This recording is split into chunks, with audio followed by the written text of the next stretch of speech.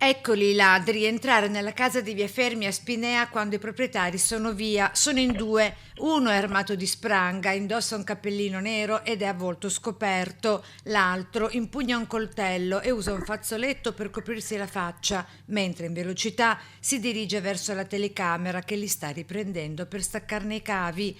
È sabato 1 agosto, pieno giorno, sono le 16:33.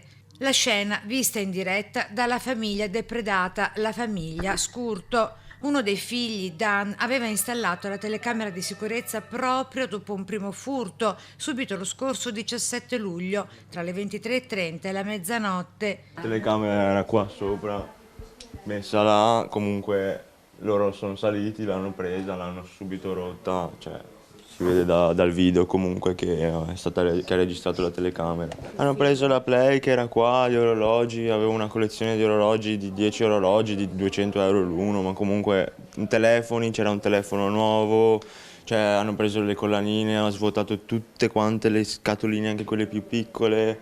Hanno veramente aperto tutto, cioè c'era la casa disastrata, cassetti rotti, tutto suo quadro praticamente, la casa era tutta in suo quadro. Ingente è il bottino con cui i malviventi sono fuggiti, quantificabile in alcune decine di migliaia di euro. Tra gli oggetti rubati anche la PlayStation.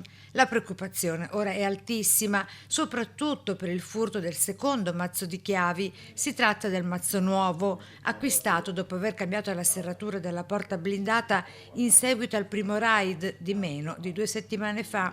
La mia supposizione è che sicuramente mi stavano aspettando, sicuramente sapevano che io dovevo uscire da casa, perché cioè, veramente il tempo è stato il tempo di salire, penso scassinare la finestra e entrare in casa. Ancora ben visibile l'impronta della scarpa di uno dei due criminali è stata lasciata sul poggiolo della finestra del terzo piano del vano scale. L'anta ribalta è stata completamente scardinata. Da lì i ladri sono saltati sul balcone al quarto piano, rimasto aperto per permettere al gattino di entrare e uscire da casa.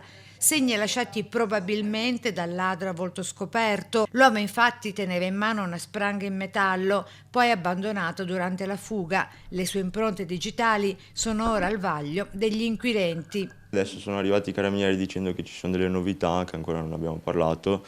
Speriamo bene, speriamo che ci siano buone novità, che si scopri chi siano questi malviventi, comunque queste persone anche da tenere occhio comunque, nel senso che giustamente tu dici per la privacy non si potrebbe far vedere chi sono, ma io farei una foto a loro, li metterei con un cartellone in piazza, direi attenzione questi sono ladri, cioè se avessi la loro faccia direi attenzione questi sono ladri, state attenti.